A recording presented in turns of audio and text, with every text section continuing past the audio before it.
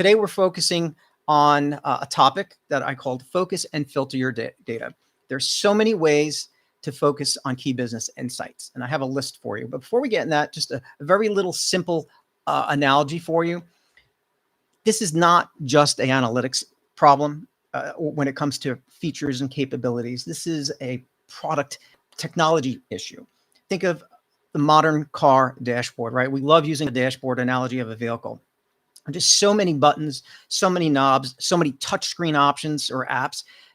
It's very doubtful that you're going to explore every feature, every capability in that vehicle. Today, my mom bought a Mercedes C-Class type of SUV, and to this day, she doesn't even know how to change the colors of the lights in the car or touch screen, certain buttons and stuff. She just wants to turn on the car, put it in drive and go. But somebody has to be there to show them, oh, this is how you connect your Bluetooth. This is how you turn on CarPlay, etc. Very similar to what I'm about to do today when it comes to focusing and filtering on your data. Okay, so just keeping that in mind that, no matter any product that you use, there's always going to be something, a nuance or a capability you might not know about, right? And there's always going to be somebody available there that could help guide you, either through use of videos or help documents or self-service. Think of these live streams as, my way of helping deliver that to you, delight you in that process, and make you more aware that you can use this in your organization and make your applications and your businesses more successful. So this list, I'm eventually going to, I have like a 3-monitor setup. I'm going to take this list, throw it over here, and I'm going to use this list to keep me honest. But what we're going to go and look at today is how you can focus. It's not just about filtering, right? I called it focusing because it's the slicing, the dicing, the exploring, right? You have your typical interactive filter panel, right? We're going to go beyond the filter panes. Of course, I'm going to show it, but we're going to go beyond that, right? There's new abilities in the product that have been added this year where you can actually add filters directly to a chart object. There's the ability to set up a hierarchy of drillable dimensions that you can use in your charts and selections. We have Smart Search, which is the ability to search for keywords in your dimensions that provide dimension fields and values. Great if you don't know where to start. There's the ability to create bookmarks, reuse bookmarks, not only in an interactive fashion, but also use them within expressions or buttons objects to make it easier for the users to interact with.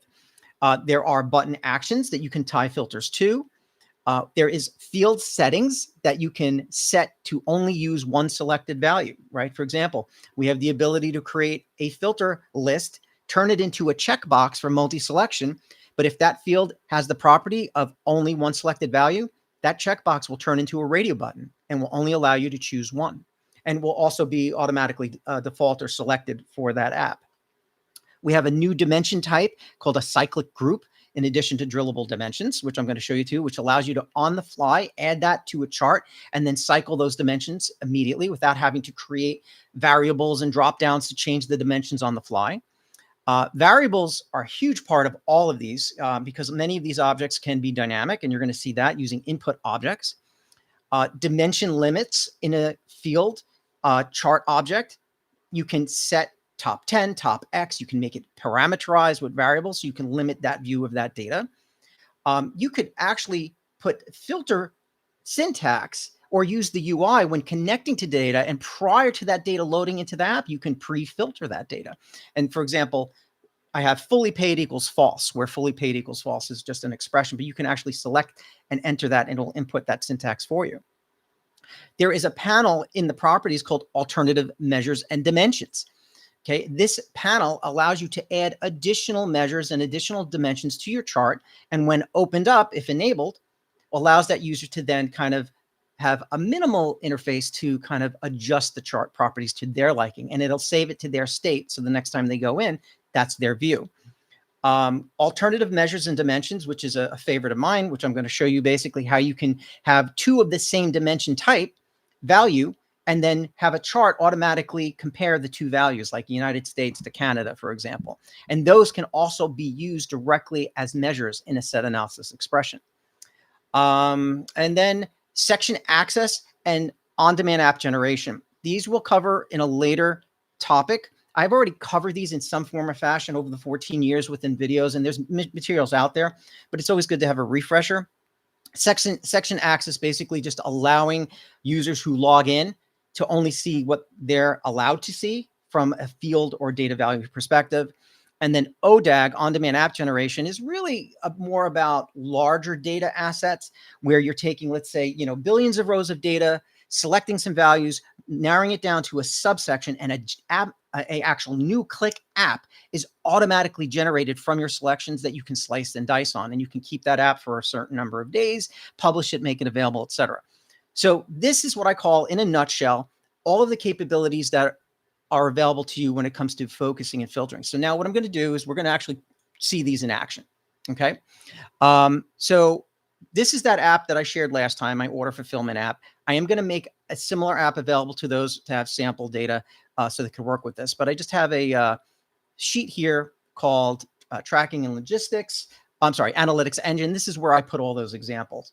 So now I'm bringing up my PowerPoint, and I'm going to use that on my other screen to kind of keep me honest and go through these, right? So when we talk about interactive filtering, this is through the use of the standard filter pane. Okay, so within a sheet, if we go in, I'm just going to extend my sheet on the bottom here so I can add one. If I go to fields, there's a couple things you can do, right? I can grab, for example, country. I could hold down my shift key, grab country, drop it on my canvas, and it'll create a filter panel for country. Okay, or I can go into my chart objects and I can grab a filter pane, and then I could add a dimension, and I can say, we're going to select our dimension brand, and then I'm going to add a new field here, and I'm going to select another dimension, and we're going to call that, let's see, where's my other dimensions here? We'll just call it month, and it creates this filter pane that then is either auto expandable, there's options on it, but then the user can go in and select from the filters. Okay, and that's the interactive filtering capability. And that's the standard approach when it comes to, and the easiest approach to work with reducing the answer down to a particular view that people are looking at. Okay, so pretty much beyond the standard interactive filter panels, the filter panels can be represented in different ways. So for example, if I go to order status and we go into the properties, you can see presentation, checkbox mode, compact view, histogram, which actually shows a little chart of the occurrences of the number of values, show frequency. I'm not going to go through all these because this could, take up a number of minutes in its own, but you can set up the filter panes to have different views to interact with the data. Okay. And while we're on that, what I'm going to do is, since we talked about order status, right? So if I choose order status, I'm looking at just closed orders, for example, and you can see the values saved across the top. Uncheck closed. Let's say I always wanted to look at just open orders. For this, there are many ways of doing that, but what I can do is, that is status, right? If we look at this particular field for status, we're looking at the field status. I can go into my fields and I can look for status, and I can right click and say field settings, always one selected value. When I click save, notice that the checkbox turns to a radio button. And it looks like we're having a little bit of performance issues. A lot of things were a lot faster the other day. I don't know if we're having internet, but now it is a radio button. Okay. So that being said, sorry, field settings. I double clicked when I zigged when I should have zagged.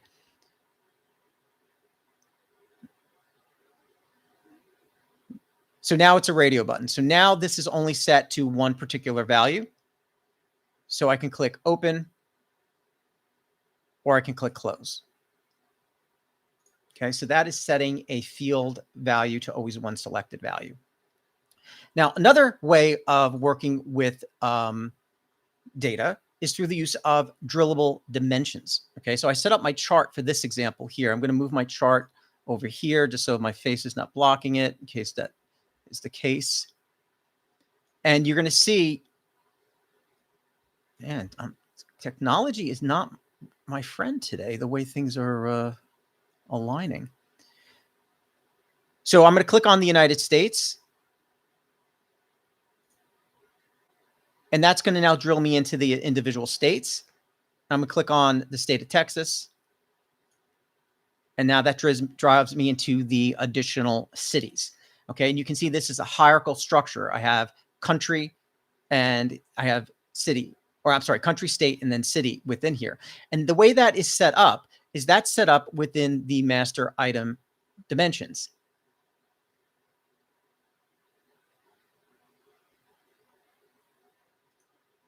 So if we go into dimensions, and you'll see I have something called drillable location. I edit drillable location, and you can see I set up a hierarchy here called drill down. And I have country, and then province, and then city. And here I'm using fully qualified values just to make the map a little bit more accurate. So that's setting up a drill down. And then when you do that, you just use that dimension in the actual chart. And that will set up your drill down. So if I set up a chart value of, let's just use a straight table, and I add a column, and I select the drillable location as an actual dimension value. When I select this value, it will automatically, let me just clear my selections, and you'll see from the beginning. So, and there's Canada, and it drills in. I go to Ontario, and it drills in, etc. Okay, so that's using a drillable dimension. Another very, very important part and unique to Qlik is the smart, the smart global smart search. Okay, at this point here, but bear with me. I don't know if we're having a problem on AWS, but this is loading a little bit slower than it did for me yesterday. I have to go back and change I still have my status set up to one selection. I'm going to shut that off now. Okay. So smart search, which is accessed through, not Insight Advisor, which is accessed through this button right here, allows basically indexes, and you can control the index on the values and the dimensions, but allows you to search for keywords that perhaps you don't know where to start when you're looking for data, right? So I for example, have a brand here called Atari. I'm typing in Atari. Then I'm typing in a model, which is called Robotron. And then I'm typing in a descriptive value, which is called Dual, D-U-L. And you can see it's underlining each keyword and showing you where those keywords exist. So immediately I can see, well, we have the brand Atari, we have the title Robotron Dual arcade stick, product name, title, Robot. This is exactly what I'm looking for. So this provides suggestions through the use of the indexing to allow you to find the value you want. Now I click that, and now we can find the product, and there it is, the Robotron Dual arcade stick for Atari. Okay, so if I didn't know how to navigate the filter panes, I can just use Global Smart Search. And there is no setup for that. That's automatically inherent when you load your data model. And what it would be good to know is for those of you that are on the stream, how many of you actually, so far, things you didn't know about. So tell me along the way, I would like to know along the way that, no, I didn't, this is new, this isn't, et cetera. Or if you're using them in the organization, because these are very key areas to analyzing data and getting the answers you need to your business questions. Another great example is bookmarks. Okay, so bookmarks can be accessed directly from the bookmarks list, which is this little panel here. They can be made private or public. So this one's called United States Open Control Pads Only. So basically, when I click that, it applies a selection state when it was saved at that time, not the dimensions or the values of the measures, just the selections, and it applies them for me immediately. And this could be set up as a default view. So when I come in, it's automatically looking at this selection state. It could also be set up as a button. So here, and I'm not going to, like I said, I can't go through all of these, but we have the ability to use action buttons. So if we just drag and drop a button and we go to actions and navigation, you can see one of the actions is apply bookmark, and it's applying US Open Control Pad orders. So by simply clicking a button, it's going to now apply the bookmarks and the selection state. And if you do go into the bookmarks panel, you can click on your helper menu, and you can see make private, apply selections only, details, copy link, and set as default bookmark, right? You could even make this link available if it's public to somebody and give them the link, and it'll automatically go to that dashboard with the selections applied. Some very powerful stuff that can be done with bookmarks. Bookmarks are also accessed from the overview. If you go to the overview page, which is basically a listing of all your sheets and your groups, you can go to bookmarks and you can select your bookmark, and it's a quick way of getting directly into your app with that selection state applied. Okay. Button actions. So you already saw one for applied bookmark that also can be applied for filters. I want to look at all open orders, so I just click open orders. So now I'm looking at the button action for applying a filter. So if we go to open orders and we go to select action, you can see select value in a field, and the name of the field is status, and the value is open. And this could be done for closed orders or any other type of value or button.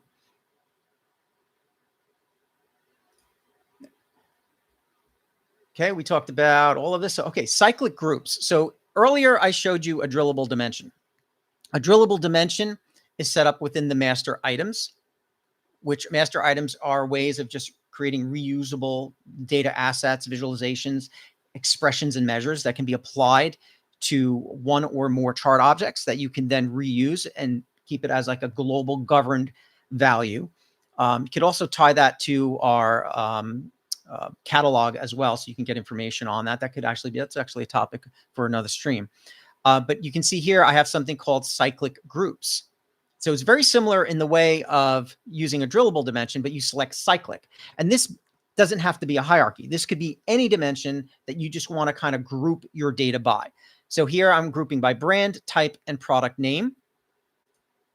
And then when you create your chart object, you just basically drag in the value as a dimension called cyclic groups.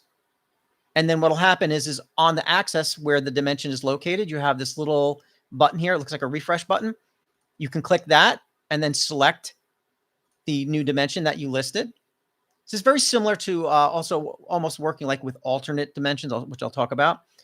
Or you can just, cycle through the next one or click the title name to select. Or you can tie that action to a button. So step forward is now stepping forward through each of the cyclic groups, or step backward is stepping backwards through the cyclic groups. Okay, so that's an example of using cyclic groups and also tying them to button actions. Variables and input objects. So the majority of properties that are tied to a chart, for example, okay, can have some sort of expressions. Not all of them, but they're from when I've been here, from what was originally released to what is available now. For example, here, if we go into our chart, you can see I have something called cancellation status. I'm sorry, hold on, wrong chart.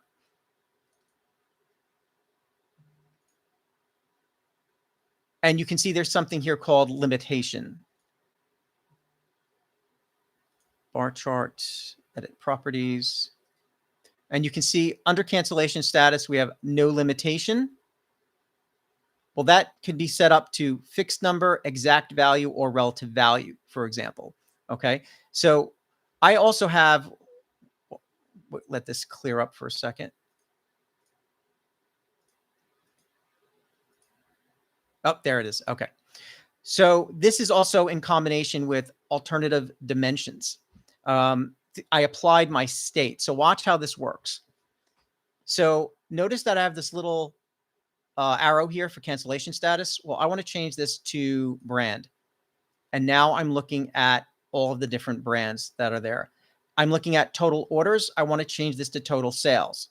This is what we call alternative measures and alternative dimensions. And that's set up within the properties. You could also tie these to a particular variable. So here, if I want to go to, I want to look at my brands, and I want to look at total orders, and I want to look at the top 5. Now I'm looking at the top 5 brand total orders. And how that's set up, this is a variable input, which I'll talk about in a moment. And then this is the actual chart. And you can see we have dimension limit is set to a fixed number, and the number is a variable. Now I could very easily change this to just, let's say, 2, and it'll give me the 2 items in the chart. Just making sure this is not covering the screen here. It is, and I apologize for that. So very easily, you can see I'm looking at top 2. Well, I can also just use a variable in this state here. And I'm going to type in V, and it shows me a list of all my variables. I think I called it V top X, and that's the name of my variable. And then I have a variable input that's tied to this in the dropdown. So if we go to variables, let's go to the last page. Here's a variable called V top X. If you're not familiar with variables, again, it's just another way of making things dynamic, and you can tie it to inputs within the particular chart object. And now when you perform a selection, it makes it dynamic for you. Same thing goes with this particular chart object. Here I'm using a slider. I want to look at all my open orders that are open, let's say more than 13 days. And there they are. So here I'm using a variable with a days open variable tied to my input slider. It's dynamically changing the list of the open orders.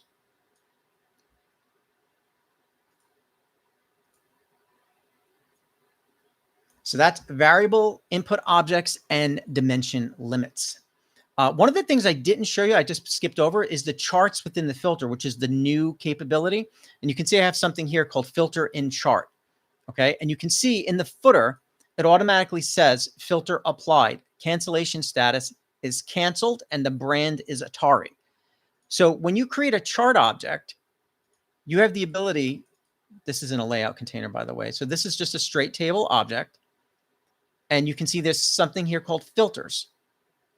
And then you can see I added a filter. Select the field. Just for argument's sake, I'm going to say this cancellation status. And there it is. And then it automatically dynamically shows the values. And you can see canceled and not canceled. So here we want to say not canceled. Uncheck that. And now we're looking at all the values in the chart. And you can see that should update.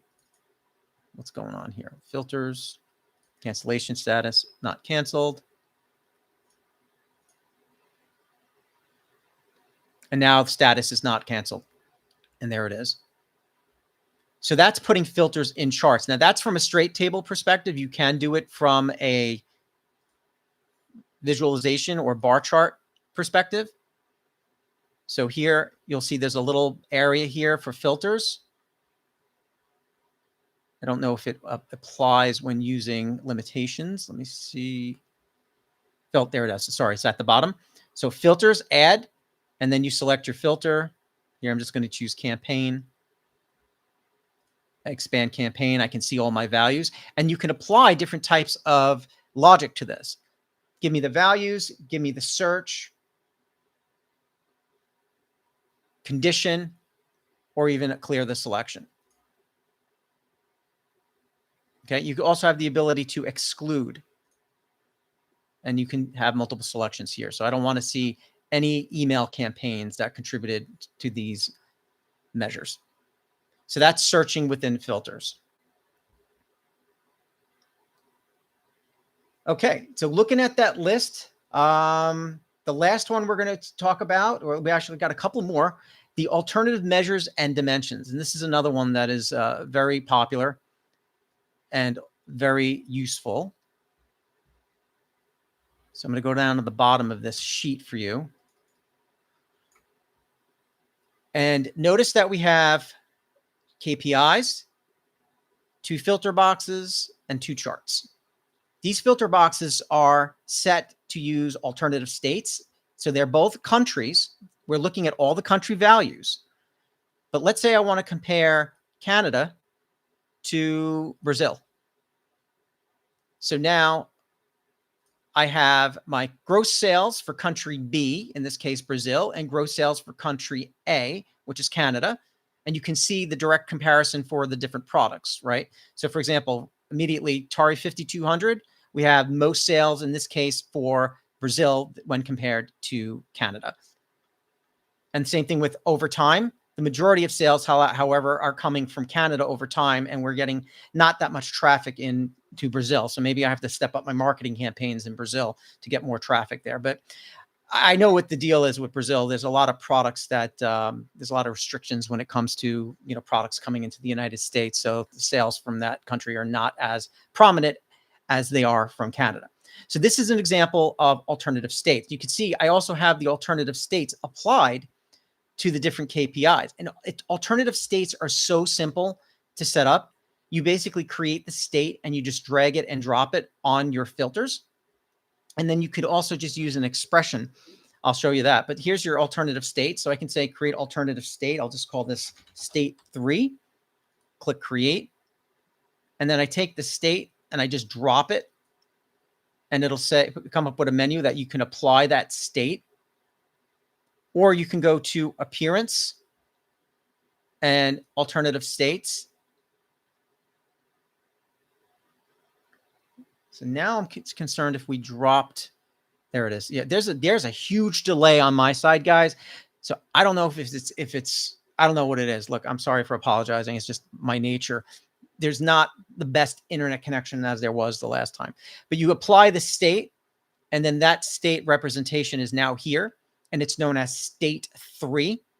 So you can just grab state 3 and drop it on top of any KPI and apply that state. And then when you start making your selections, just that object will update with that state selection. And you can see that in the bottom left. You can also, this is also what's so cool. Qlik has just got so many awesome ways of working with the capabilities and features and how they make it available to you. I could represent a state as a measure. So here, using very simple syntax, what we call set analysis, which will be a streaming topic. All I'm saying is some country A. Right there. That's the name of the state. So I called one state 3 earlier. So I would just say some state 3, for example. And we also make those expressions, use current selections, use bookmark, use alternate states. So we also allow you to insert these directly within the expression. So you could actually select the values from the selected state, or you could actually insert the actual state label in this case, which is state 3. So now I'm just looking at state 3. So now it's going to use my new state from my selection for state 3. And there it is. Hopefully you guys are seeing a lot of value here. And I would like to know what things are you're using, if you're using any of these. There is one more thing I'd like to touch base on, and that is the global selections panel. Okay. I don't know if many people know about this, but when you are in analysis mode, you have access to a selections tool. And this shows you all of the fields that are available in your data set. And this is where utilizing the analytics engine and the associative nature of that engine allows you to kind of find items maybe you weren't aware of by just looking at the color scheme, green, white, and shades of gray, for example.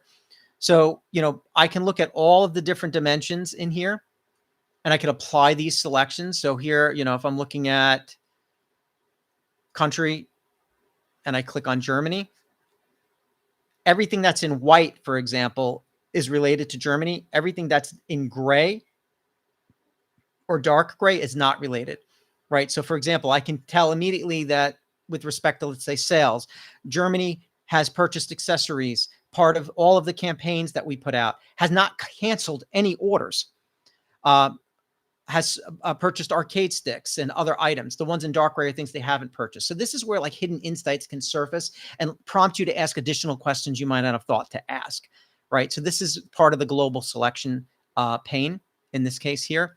And it's very useful in some sense when you're trying to just explore data. So for example, if I'm interested in what countries have canceled, all I do is select canceled. And now I can see, here's a lot of cities that have canceled here's a lot of Tari brand value, a lot of product brands that are part of those cancellations. And maybe, here's some of the country codes and the cities and stuff, part of that cancellation, etc. Okay, so that's the global selections pane. Okay, so this one went a little bit longer because there was a lot more to cover, but this is just a very awesome capability. I actually reached out to, my organization, said, I'm thinking about covering this. Did I miss anything? Right. And they, we went through that list and the answer was pretty much, maybe one or two items. Two things that we kind of don't have time for: set analysis, which will be its own, as I mentioned, section access and on-demand app generation. Just briefly to cover set analysis. And there is a beginner tutorial on set analysis. It's just an expression syntax where you could input that expression as part of a measure to restrict it to a particular set of data. So here I'm looking at total sales for just open or unrecognized revenue, and it's 4,450 versus selecting open from an interactive filter, for example. You could also use a bookmark within a set analysis expression as well. And then, as I did mention, if you are a little bit more advanced and you want to pre-filter the data, you can use expressions within the load statement.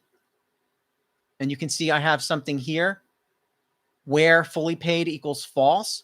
That's actually part of the UI. So if I select my data source, in this case, SQL, and I select data, you can see there's a filter data. And then once I select my schema and I select my table, in this case, orders, and then you just basically select your field that you want to filter on. And you can see here's one, fully paid, true. So here I'm just going to say fully paid equals false and click apply. And you would do this very similar the way you would like to do it through a SQL statement. Oh, I called it fully paid. And now it just reduces that answer set down to that. So then I click insert script, and now it applies that. And then when we load that data into the app, it's just going to be fully paid false data. Okay, so that's another way of reducing that answer set. All righty. So based off of this, I'm going to end the screen share. I'm going to look at the questions right now. So forgive me as I kind of go through this list, if there are any questions here.